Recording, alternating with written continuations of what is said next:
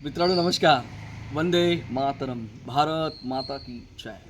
छत्रपती शिवाजी महाराज की जय. धर्मवीर छत्रपती संभाजी महाराज की जय. राजमाता जिजाऊ यांना मानाचा मुजरा. शत शत नमन. मित्रांनो, छत्रपती शिवाजी महाराजांचा इतिहास, गौरवशाली इतिहास, महाराष्ट्राचा, मराठी मनाचा, मराठी मातीचा, मराठी मनगटांनी गाजवलेल्या शौर्याचा हा इतिहास हा प्रत्येकाने जाणून घ्यायला हवा आणि ते जाणून घेण्याचा प्रयत्न आपण करत आहोत. मागच्या भागात आपण बघितलं की छत्रपती शिवाजी महाराजांनी वयाच्या 15व्या वर्षी स्वराज्य निर्माण करण्यासाठी आपल्या सगळ्या सौंगड्यांना बरोबर घेतलं आणि त्या ठिकाणी आपल्या सौंगड्यांना ते सांगत होते की स्वराज्य व्हावं ही स्त्रींची इच्छा आहे, आई जगदंबेची इच्छा आहे, आई तुळजाभवानीची इच्छेनुसार आपण स्वराज्य निर्माण करत आहोत आणि ते तिचं मंगलमय असं हे कार्य आपल्या हातून घडावं अशी तिची फार इच्छा आहे. आणि स्त्रियांची इच्छा, आई जगदंबेची इच्छा आपण आपल्या माध्यमातून, आपल्या शूरवीर पराक्रमातून ती पूर्ण करायची आहे असं ते आपल्या सौंगड्यांना सांगत असत. आणि ह्या सौंगड्यांच्या मदतीनेच महाराजांनी स्वराज्याचं तोरण बांधलं, तोरणा ताब्यात घेतला आणि तोरण्यानंतर लगेचच महाराजांनी तोरणा ताब्यात घेतला. तो कसा घेतला हे आपण मागच्या भागात बघितलेलं आहे. तोरण्यानंतर महाराजांनी लगेचच मुरुमगडचा डोंगर, ज्याला राजगड नाव दिलं, त्याच्यानंतर लगेच कोरीगड घेतला. हे सगळं होत असताना बादशाचा जो शिरवळला असलेला जो अमीन होता, मिया रहीम महम्मद, याने लगेच आहे ना बादशाला तक्रार केली. त्या तक्रारीनुसार तिथे फरमान आली, सगळ्यांना फरमानं पाठवलेली आली. पण या फरमानाचा देशमुख देशपांड्यांवरती कोणताच परिणाम झाला नाही. जो शेतसारा होता तो स्वराज्यात जमा झाला, शिरवळला काही तो जमा झाला नाही. या बादशाच्या फरमानाचा कोणताही परिणाम किंवा उत्तर देशमुख देशपांड्यांनी दिले नाही. त्यामुळे अमीन खूप रागावलेला होता आणि भयंकर चिडलेला पण होता. लगेचच महाराजांनी कोंढाणा ताब्यात घेतला. कोंढाणा घेतल्यानंतर पुढचं पाऊल त्यांनी लगेच उचललं आणि शिरवळवरती त्या ठिकाणी छापा घातला. शिरवळ आणि भुईकोट किल्ला जो होता, शुभानमंगळगड, तो शुभानमंगळगडसुद्धा महाराजांनी ताब्यात घेतला आणि ह्या मिया रहीम महम्मदला त्या ठिकाणी पळवून लावलं किंवा त्याचा बोजा बिस्तारा आता उचलून त्या ठिकाणी जावं लागलं तिथून. तर अशा प्रकारे हे सगळ्या घडलेल्या घटनांचं पूर्णपणे तक्रार करण्याचं काम ह्या अमीननी बादशाला केलं. बादशाला जेव्हा ह्या सगळ्या गोष्टी कळाल्या तेव्हा त्याचा राग अनावर झाला. अत्यंत संतापलेला होता बादशाह की ह्या जो उनाड पोरांना एकत्र घेऊन ह्या जहागिरीचा, शहाजी राजाचा जो मुलगा आहे, तो मुलगा बादशाच्या विरोधात, आपल्या राज्याच्या विरोधात तो एक प्रकारे बंड करत आहेत आणि बंड करणारा ह्या उनाड पोराला धडा शिकवण्याची वेळ आलेली आहे असं तो त्या ठिकाणी मनोमनी विचार करत होता. तितक्यात त्यानं आणखीन एक पत्र कर्नाटकातून, जो कर्नाटकाच्या स्वारीवरती महाराज होते, महाराजांबरोबर अफजल खान होता. अफजल खानाची छावणी ही महाराजांच्या छावणीच्या बाजूलाच होती. महाराजांचा विरोध, द्वेष करणाऱ्या सरदारांपैकी हा अफजल खान होता. अफजल खानाने एक पत्र बादशाला पाठवलं. त्या बादशाला पाठवलेल्या पत्रात तो अफजल खान महाराजांविषयी तक्रार करताना म्हणतो की शहाजी राजे आतून आदिलशाहीच्या विरोधामध्ये, म्हणजे आदिलशहाच्या बादशाच्या विरोधात एका ठिकाणी कटकारस्थान करत आहे, आपल्या दुश्मनांना मदत करत आहे आणि येथील मराठी सरदारांबरोबर त्यांचं खूप चांगल्या जिव्हाळ्याचे संबंध आहेत. हा व्यक्ती कधीही बंड करू शकतो आणि ह्याचं लवकरात लवकर कलम झालं पाहिजे, त्याचा बंदोबस्त केला गेला पाहिजे असं पत्र बादशाला पोचलो. आणि जेव्हा महाराजांच्या विरोधातलं हे पत्र त्याला मिळालं तेव्हा बादशाह आणखीनच चिडला. त्याला वाटू लागलं की खरंच हा शहाजी राजे, ज्याच्या ताब्यात, त्याच्या आधिपत्याखाली 15,000ची फौज आहे आणि तो शूरवीर पराक्रमी आहे, याच्या अगोदरसुद्धा त्यांनी बंड केलेला आहे आणि बंड करून त्यांनी 3 वर्ष निजामशाही चालवली. किंबहुना त्यांनी मराठ्यांचं राज्यच निर्माण त्या ठिकाणी केलं होतं आणि मोगलांच्या विरोधात 3 वर्ष त्यांनी झुंज दिली होती. एवढ्या मोठ्या बलाढ्य मुघलांच्या विरोधात जर 3 वर्ष शहाजीराजे लढले असतील, त्यांच्या विरोधात बंड केला असेल, तर आपल्या विरोधात सुद्धा तो बंड करू शकतो. आणि ह्या बंडाला खतपाणी घालण्याचं काम त्या ठिकाणी मोगल बादशाह आणि कुतुबशाह हे करू म्हणजे त्यांनी सुद्धा केलं असतं. कारण हे मोगल बादशाह आणि कुतुबशहासुद्धा टपलाच होता आदिलशाही संपवण्यासाठी. त्यामुळे बादशाह जास्त चिंतातूर झाला. तितक्यात आणखीन एक आहे ना, तिथला जो कर्नाटकातला जो अंमलदार होता, शाही अंमलदार, त्यांनी एक पत्र पाठवलं आणि त्या पत्रामध्ये त्या ठिकाणी शहाजी राजांच्या विरोधात त्यांनी लिहिलं की शहाजी राजे राजांवरती येथील जे हिंदू राजे आहेत, ते हिंदू राजे अत्यंत प्रेम करतात आणि शहाजीराजे स्वतःला ह्या भागाचे कर्नाटकाचे राजे समजतात, ते स्वतःला बादशाहच समजत आहेत. त्यामुळे त्यांच्या ते कधी बंड करू शकतात, तर त्यांचा बंदोबस्त करावा असं एक पत्र त्याला परत आहे ना बादशाला पोचलं. आणि ह्या बादशाला 2 आलेली ही पत्र आणि शिवाजी महाराजांनी त्या ठिकाणी महाराष्ट्रात केलेलं बंड, पुणे प्रांतात केलेलं बंड, तर ह्या सगळ्या गोष्टींचा परिपाक असा झाला की बादशाह अत्यंत चिंतातूर झाला, अत्यंत चिडला होता आणि त्याला भीतीही वाटत होती की आपल्या विरोधामध्ये आदिलशाहीच्या विरोधात बंड उभं राहू शकतं. आणि म्हणून हे बंड वेळेत मोडण्यासाठी त्याने आपला जो वजीर होता, मुख्य वजीर मुस्तफा खान, त्या मुस्तफा खानाला त्यांनी गुप्त काही विचारविनिमय करण्यासाठी त्या ठिकाणी बोलवलं. आणि त्याच्याबरोबर महाराजांचा द्वेष करणारे काही सरदार होते. मुस्तफा खानाबरोबर महाराजांचा अत्यंत द्वेष करणारा बाजीराजे घोरपडे त्या ठिकाणी होता.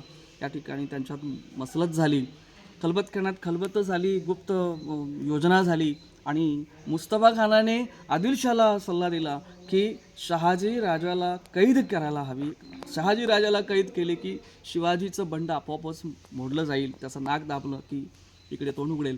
तर अशा प्रकारे त्या ठिकाणी सल्ला दिला. तो सल्ला बाजी घोरपड्याला सुद्धा त्या ठिकाणी म्हणजे त्यालाही वाटलं की असंच केलं पाहिजे.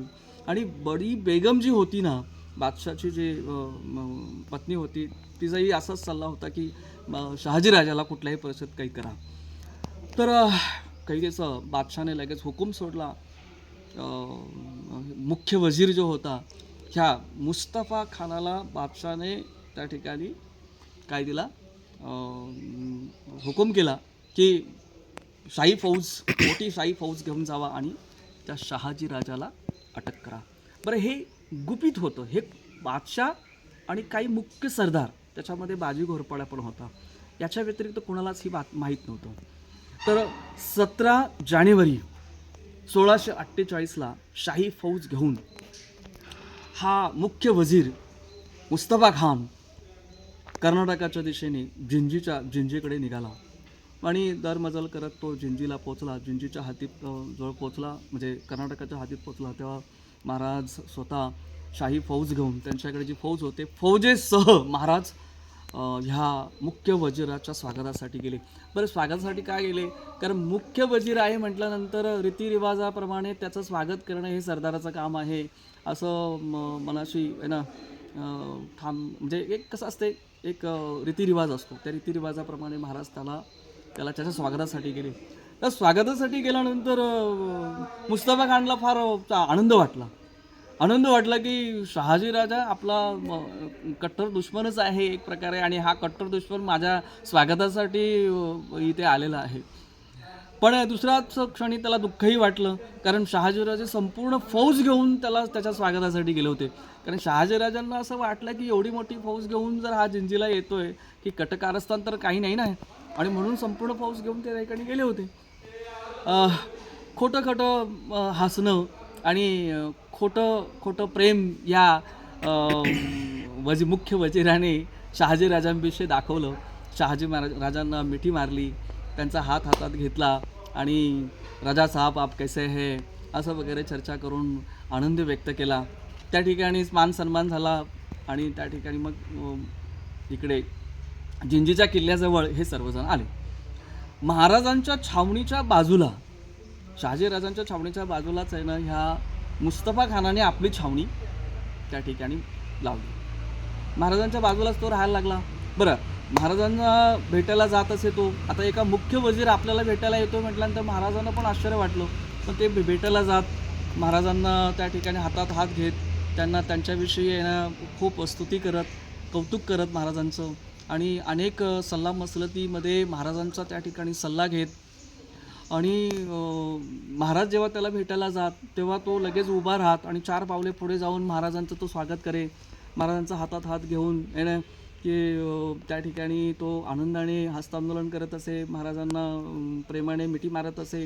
म्हणजे हे सगळं महाराजांनी सुद्धा आश्चर्यचकित झाले की आदिलशाहच्या दरबारामध्ये माझा सर्वात जास्त द्वेष करणारा हा मुख्य वजीर मुस्तफा खान एवढ्या प्रेमाने माझ्याशी का वागत आहे. महाराजांना काही कळायला मागत नव्हतं आणि हळूहळू त्याचं प्रेम एवढं वाढलं महाराजांविषयी की तो महाराजांशी काय म्हणतात त्याला थट्टा मस्करी करायला लागला आणि थट्टा मस्करी करत करत तो जे काही गुपितं असतात, जे काही खोटे नाटे गुपितं असतील ती खोटे नाटे गुपितं महाराजांबरोबर बसत असे, तासन तास चर्चा करत असे, हे गुपितं महाराजांना सांगत असे. महाराजांना वाटलं की अरे हा माणूस एवढा आपल्याविषयी कसं काय प्रेमाने वागायला लागला, आपल्याविषयी इतका तिरस्कार करणारा माणूस. मग महाराजांना एकदा शंका आली आणि म्हणून हसत खेळत एकदम महाराज एकदा बोलून गेले की दगा करायच्या अगोदर खूप प्रेम व्यक्त केलं जातं. तसा आहे ना हा मुस्तफा खान एकदम दचकला आणि तो म्हणाला नाही नहीं नहीं महाराज साहब, मैं मेरे जो सबसे ज़्यादा प्यार जिस पे करता हूँ वो मेरा लड़का आशीष खान की मैं सौगंध लेता हूँ, कुरान की सौगंध लेता हूँ, मैं आपके खिलाफ दगाबाजी नहीं करूँगा.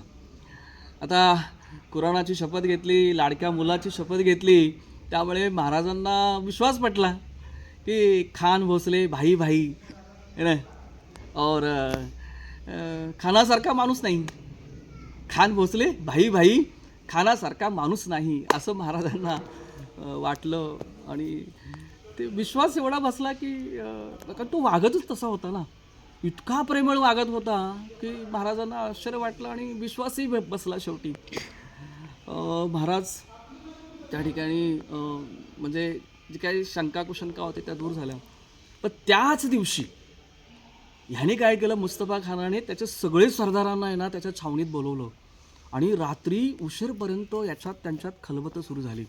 ज्या विश्वासू सरदार आहेत त्या सगळ्यांना एकत्र बोलवलं, त्यांच्यामध्ये एक मसलत सुरू झाली आणि त्या मसलतीमध्ये हा जो वजीर आहे, मुख्य वजीर मुस्तफा खान आपल्या सरदारांना म्हणाला की आपण काय करतोय, बादशाचा आबदाना जे खातोय म्हणजे बादशाचं आपण अन्न खातोय, बादशाच्या प्रत्येक कार्यामध्ये आपण जीवाची बाजी लावली पाहिजे, बादशासाठी आपला जीव अर्पण केला पाहिजे. बादशाच्या विरोधामध्ये जर आपल्या भाऊ बंदकी किंवा आपला बाप जरी आडवा आला तर त्याला त्याच्या विरोधात सुद्धा आपण लढलं पाहिजे असं सांगून आहे ना तो बादशाविषयी एक प्रकारे सर्वस्व अर्पण करण्यासाठी आपल्या सरदारांना आहे ना त्या ठिकाणी सांगत होता. आणि शेवटी तो म्हणाला की बादशाचीच हुकूम आहे, बादशाचा हुकूम आहे शहाजी राजाला अटक करण्याचा आणि त्यासाठी सर्वांनी तयार राहा. आणि असं सांगितल्यानंतर सगळे सरदार आपापल्या छावणीत निघून गेले आणि प्रत्येक आपापल्या छावणीत ते लढाईची तयारी करू लागले. आता हे सगळा प्रकार घडल्यानंतर मध्यरात होऊन गेली होती, मध्याह्न रात्र होऊन गेली होती. महाराजांच्या हेरांनी ही सगळी बातमी महाराजांपर्यंत पोहोचवण्यासाठी तो धावत पळत गेला. महाराज थोड्या उशिरात झोपले होते आणि नुकतीच त्यांना झोप लागली तितक्यात त्यांनी ना ते शामियानाची कनात असते ती त्या गुप्तहेराने वरती केली आणि आपला माणूस आपल्याला काहीतरी सांगण्यासाठी आला आहे म्हणून महाराज दचकून उभे म्हटले काय झालं म्हणून. तर तो जो गुप्तहेर होता त्यांनी शिलेदार महाराजांचा तो म्हणाला की महाराज असं रात्री उशीरपर्यंत खानाने सगळ्या आपल्या सरदारांना बोलवलं होतं आणि त्या ठिकाणीच एक गुप्त मसलत झालेली आहे आणि त्या मसलतीमध्ये तुम्हाला कैद करण्याची त्या ठिकाणी योजना आखण्यात आलेली आहे आणि दगाबाजी तुमच्या विरोधात दगाबाजी होऊ शकते. आता हे त्यांनी सांगितलं हेराने, पण महाराजांना विश्वास बसेना की ज्या खानाने आपल्या लाडक्या मुलाची शपथ घेतली, कुराणाची शपथ घेतली, तो कशाला आपल्या विरुद्धात बंड करेल. किंबहुना त्यांना असं वाटलं की हे सगळे सरदार एकत्र उद्याचे नियोजन म्हणजे जिंजी किल्ला जिंकायचा होता, जिंजी किल्ला जिंकण्यासंदर्भात ती मसलत झाली असावी आणि रात्रभर त्यांनी ते नियोजन केलं असावं. महाराजांनी दुर्लक्ष केलं आणि शहाजीराजे आपल्या शामियानात पुन्हा झोपले. त्यांना गाढ झोप लागली. म्हणतात ना एखादा काळ झोप म्हणतो तशी काळ झोप त्यांना लागली. आणि छावणीमध्ये सुद्धा संपूर्ण छावणी त्या ठिकाणी शांतता होती, सगळे झोपून गेले होते. आणि जे पहारेकरी होते, गस्त घालणारी लोक होती, ते गस्त घालणारी फक्त जागे होती, बाकी सगळी छावणी शांतपणे झोपलेली होती. महाराज गाढ झोपेत होते. आणि या सगळ्या सरदारांनी कटकारस्थान केलं. आणि हा जो मुस्तफा खान आहे यांनी बाजीला बोलवलं आणि त्याला सांगितलं, सगळे नियोजन सांगितलं काय काय करायचं ते. आणि ह्या बाजी घोरपड्याच्या नेतृत्वात हे महाराजांना कैद करण्याचं ठरलं. बाजी घोरपडे आणि सगळे सरदार त्या ठिकाणी जमा झाले. आणि त्यामध्ये मराठी सरदार पण होते, म्हणजे मंबाजी भोसले असतील, अंबाजी पवार असतील, नंतर अनेक असे सरदार त्या ठिकाणी होते. त्याच्यामध्ये बहलोत खान असेल, मुस्तफा खान स्वतः गेला नाही, पण त्यांनी सगळ्या खान सरदारांना त्या ठिकाणी महाराजांना अटक करण्यास, फतेह खान असेल, तर ह्या सगळ्या सरदारांना मुंबाजी ह्या बाजी घोरपड्याबरोबर पाठवलं. आणि सकाळची पहाटेची काहीतरी 3:30-4ची वेळ आहे. त्या सुमारास 3:30च्या सुमारास ही फौज महाराजांच्या छावणीकडे धावू लागली. आता महाराजांच्या थंडगार असा वारा वाहतोय आणि शांत महाराज झोपले, म्हणजे थंडी साखर झोप म्हणतो आपण त्याला. आणि त्या साखर झोपेमध्ये महाराज आहेत. संपूर्ण महाराजांची फौज पूर्णपणे झोपलेली आहे, गाढ झोपेत आहे. आणि अशा बेसावध महाराजांच्या फौजेवरती हे हजारोची फौज आहे ना, अनेक सरदार हे जे बादशाहचे आदिलशाहचे अनेक सरदार त्या ठिकाणी बेसावध आणि सावध म्हणजे झोपीच गेलेल्या, गाढ झोपेत असलेल्या फौजेवर तुटून पडली. आणि महाराजांच्या फौजेची त्या ठिकाणी दानादान उडाली. अनेक सैनिक मारले गेले, ठार मारले गेले. एकच आवाज, किंचाळ्या, आरडाओरड त्या ठिकाणी झाली. आणि हा गोंधळ असताना अनेक सरदार त्या ठिकाणी महाराजांचे अनेक सैनिक त्या ठिकाणी जागे झाले. महाराज स्वतः जागे झाले. आणि त्या ठिकाणी त्यांनी ढाल तलवार घेऊन महाराज यांना बाहेर आले आणि सगळ्या आपल्या लोकांना सांगून सगळे तयार व्हा, चला लढाईला तयार व्हा.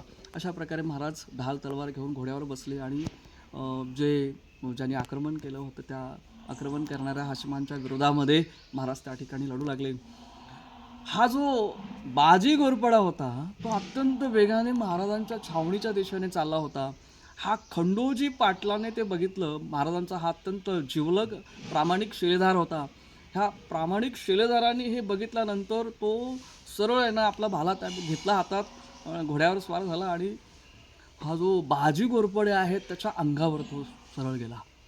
आणि तो आपला भाला जो आहे तो घरघर फिरवा लागला. अनेक लोकांना त्यांनी ठार मारलं. परंतु बाजी घोरपड्यांनी ह्या शूरवीर पराक्रमी हा जो खंडोजी पाटील आहे त्याच्यावरती एक गुरुज नावाचं एक हत्यार आहे, ज्याला आपण छोटा गदा असतो ना, गद्याच्या आकाराचं ते होतं, जड आहे अस्त्र. ते अस्त्र अगदी नेम धरून त्यांनी काय केलं, पाटलाच्या अंगावर मारलं. आणि ते इतका जोरात त्याला घाव बसला की खंडोजी पाटील खाली पडला. आणि मग महाराजांच्या दिशेने तो धावू लागला. इकडे महाराज अनेकांना महाराजांनी लोळवलं होतं, अनेकांचे शिरच्छेद केले होते महाराजांनी. महाराज लढत होते. महाराजांबरोबर महाराजांचा जो पुतण्या होता त्रिंबक, त्याचं नाव आहे त्रिंबक शरीफजी भोसले, तर तो पण त्या महाराजांबरोबर होता. अनेक मराठी सरदार महाराजांबरोबर लढत होते. आणि ही जी दगाबाजी झाली होती ह्याच्या विरुद्ध सगळ्यांना चीड आली होती. पण कसं असते, सकाळची वेळ आहे, गाढ झोपेतून माणूस उठल्या लढणं म्हणजे एवढं सोपी गोष्ट नसते. परंतु ती लढाई त्या ठिकाणी घनघोर लढाई चालू होती. बादशाहचे सगळे फौज त्या ठिकाणी महाराजांच्या विरोधामध्ये तुटून पडले. छावणीवरती छावणीची दानादान उडालेली होती. आणि त्यातच महाराजांच्या चारी बाजूंनी हे सगळे हे जे हाशिम होते ते गोळा झाले. आणि पौर्णिमेची रात्र होती ती. पौर्णिमेची रात्र संपत आली होती. आणि अचानक काय झालं, शहाजी राजांना बोहळ आली. आणि बोहळ आल्यामुळे महाराज लढता घोड्यावरून खाली पडले. आता महाराज खाली पडल्यानंतर लगेच सगळ्या सरदारांनी त्यांना काय केलं, चारी बाजूंनी भाले वगैरे तलवारी वगैरे लावल्या. आता महाराज त्या ठिकाणी पकडलेच गेले, कैद झाले, एक प्रकारे पकडले गेले. आता महाराज पडले, ते कैदेत आहेत आणि त्यांच्यावर आता त्या ठिकाणी महाराजांच्या शरीराचे तुकडे तुकडे होणार असंच प्रसंग निर्माण झाला होता.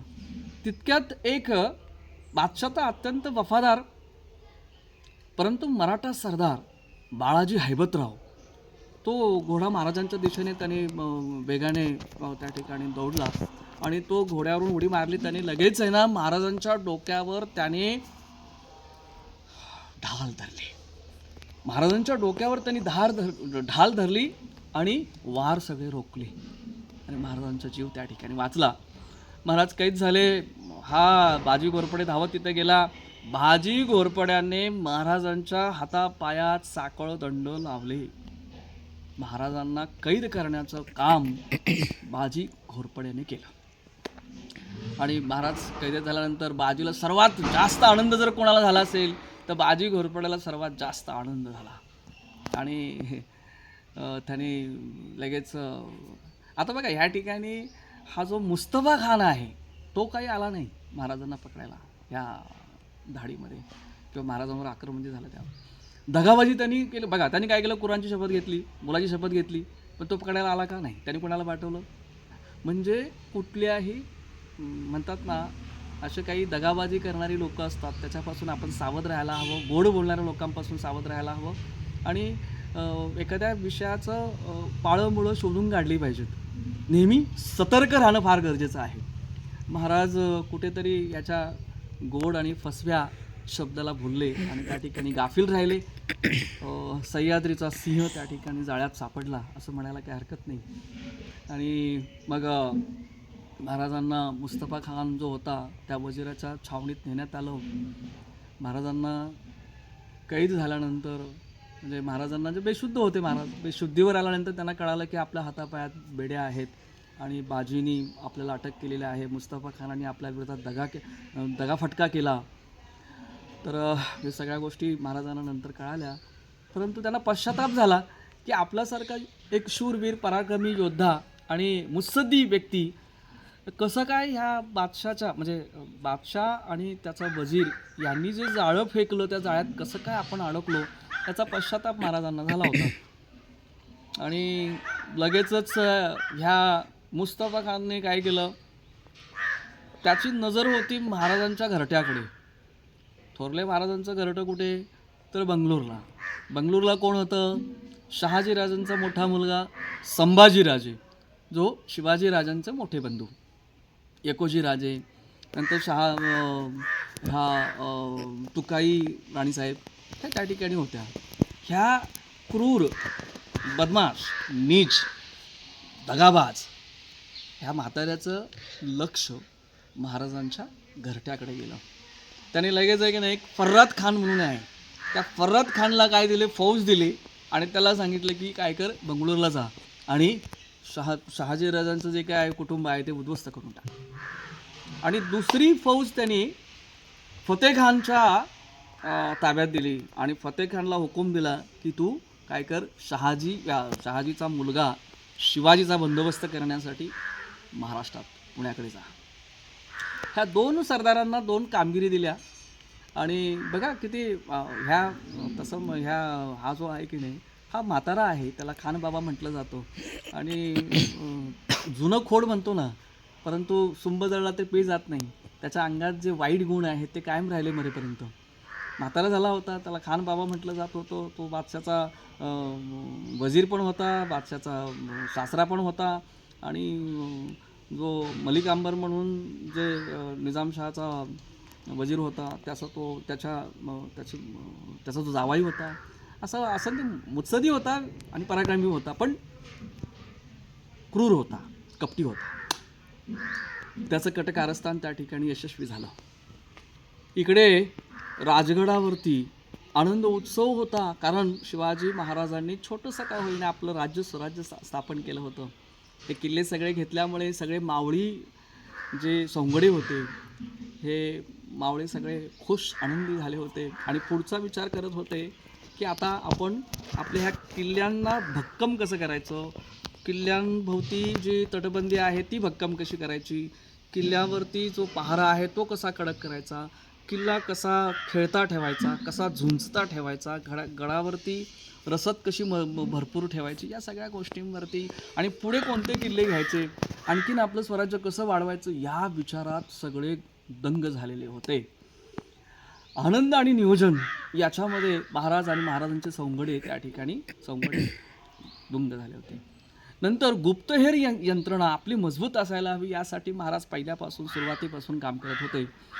आणि आपल्या गुप्तहेरांनी जे शत्रू आहेत, मग आदिलशाह असेल, मोगल असतील, या शत्रूच्या गोटात जाऊन, त्यांच्या सरदारांच्या गोटात जाऊन, सरदारांच्या मनात आणि पोटात काय चाललंय याची संपूर्ण माहिती आपल्यापर्यंत पोचवावी, अशा प्रकारची गुप्तहेर यंत्रणा तयार करण्यासाठी महाराज झटत होते. आणि त्यात त्यांना यशही आलं होतं. त्यांची गुप्तहेर यंत्रणा अत्यंत मजबूत होती. महाराजांपर्यंत ही बातमी येऊन धडकली की शहाजीराजे आपल्या वडिलांना अटक झालेली आहे. आनंदात असणारा राजगड दुःख कोसळलं राजगडावरती. दुःखाचा डोंगर कोसळावा अशा प्रकारचं हे मोठं दुःख शिवाजी महाराजांना आणि आईसाहेबांना झालं. बघा, या ठिकाणी शहाजीराजांचं अटक होणं हे केवढं मोठं संकट होतं. तर इकडे छोटंसं स्वराज्य कुठेतरी आपण उभं केले आणि वडिलांना अटक होणं, आता करायचं काय बरं. महाराजांचं स्वराज्य तरी किती, तर ईदभर स्वराज्य.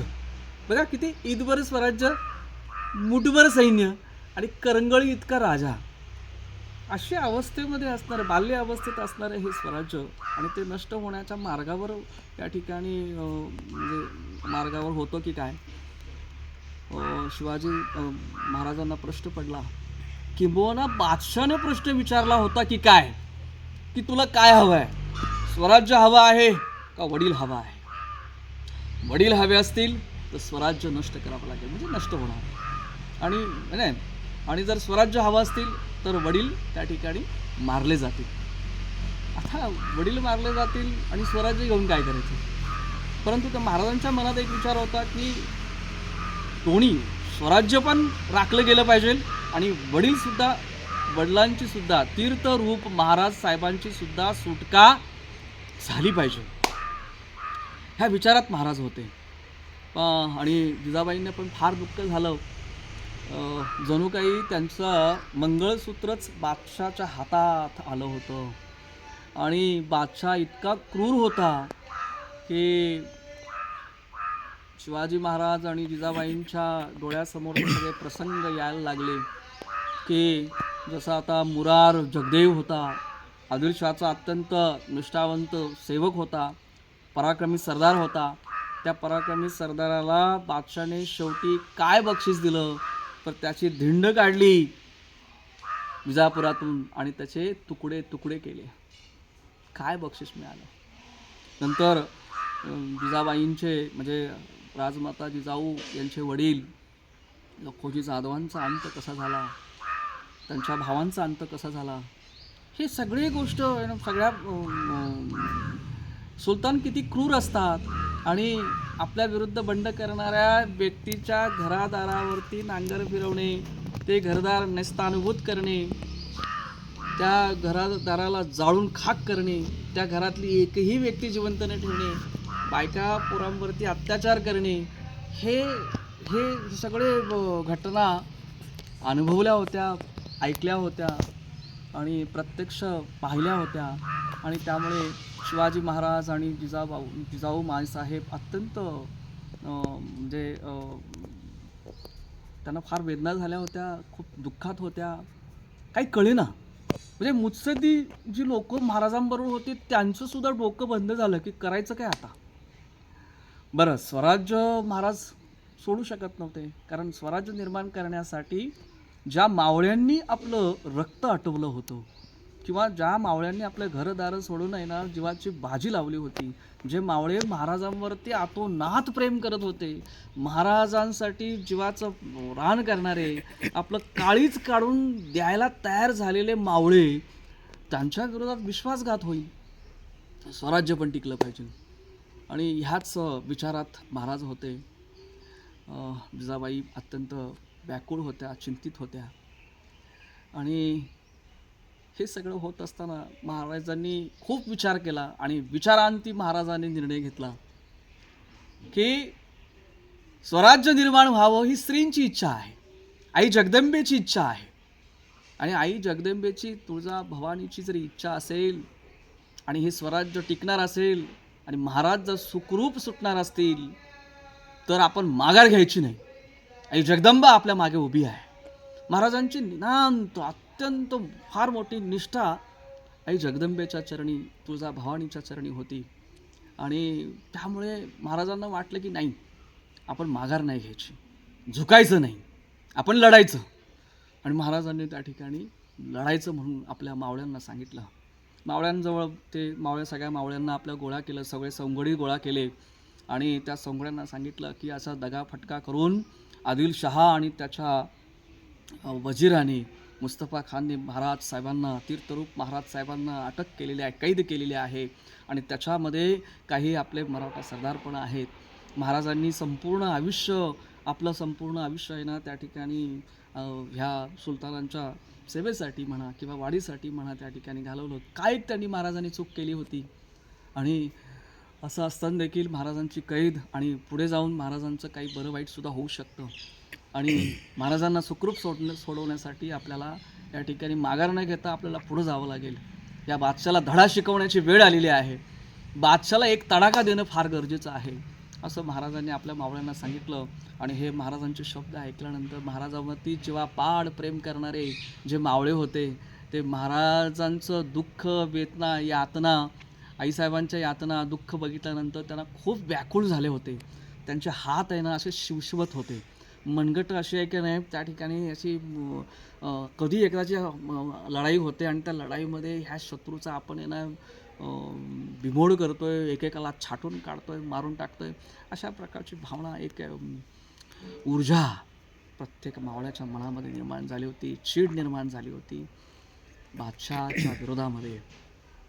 आता मावळे म्हणाल तर त्या ठिकाणी कोण कोण होते तर गोदाजी जगताप. हा जो गोदाजी जगताप होता ना, ह्याचं जर आपण वर्णन करायचं म्हटलं तर गोदाजी जगताप अत्यंत शूरवीर पराक्रमी होता. जर आहे ना तो फौजेत म्हणजे लढाईमध्ये उतरला ना तो शत्रूची आहे ना त्या ठिकाणी हाडं खिळखिळी करून टाकत होता. त्याचबरोबर आहे ना भीमाजी वाघ होता. हा भीमाजी वाघ कसा होता तर भीमाजी वाघ इतका, त्याच्या नावातच भीमा आणि वाघ आहे. तो शूरवीर पराक्रमी धिप्पाड होता. ती एका वेळी 10-15 लोकांना लोळवण्याची ताकद त्याच्यामध्ये होती. शिवाजी इंगळे म्हणून, शिवाजी इंगळे म्हणजे त्या जे भाला असतो भाल्याचा फाळच, जर आतमध्ये घुसला तर त्या घुसल्या ना तिथून तो आरपार जाऊन त्याला फाडून काढेल अशा प्रकारचा तो शिवाजी इंगळे होता. संभाजी काटे हा पण शूरवीर पराक्रमी होता. साक्षात रणचंडीचा तो अंशच होता. कावजी होता. हा कावजी मल्हार, याचं नाव आहे कावजी मल्हार खासनीस. हा सुद्धा शूरवीर पराक्रमी, अगदी दुतरी म्हणतात ना, दोन्ही बाजूनी धार असलेली तलवार आणि चपळ होता, सुसरीसारखा चपळ होता. हे सगळे मावळे आहेत ना महाराजांच्या हामध्ये हात आणि मिसळली आणि म्हटले, गर्जना केली है ना, हर हर महादेव है ना. आणि क्रूर बादशाला तडाखा द्यायचो सर्वांनी त्या ठिकाणी ठरवलं. आणि मग महाराजांनी आईसाहेबांची आज्ञा घेतली, आई जगदंबेचा आशीर्वाद घेतला. आपल्या मावळ्यांना घेऊन महाराज निघाले, पुरंदराच्या दिशेने निघाले. आणि पुरंदराच्या दिशेला गेल्यानंतर बघा, पुरंदर किल्ला हा स्वराज्यात नव्हता. हा किल्ला कुठे होता तर हा किल्ला होता बादशाच्या ताब्यामध्ये. आणि मग पुरंदरावरून महाराजांनी जी लढाई केली ना त्या संदर्भात, म्हणजे स्वराज्याची जी पहिली लढाई झाली त्या संदर्भात आपण पुढच्या भागात आपण बघूया. त्या ठिकाणी थांबूया. जय हिंद, जय महाराष्ट्र, जय हिंदुस्तान.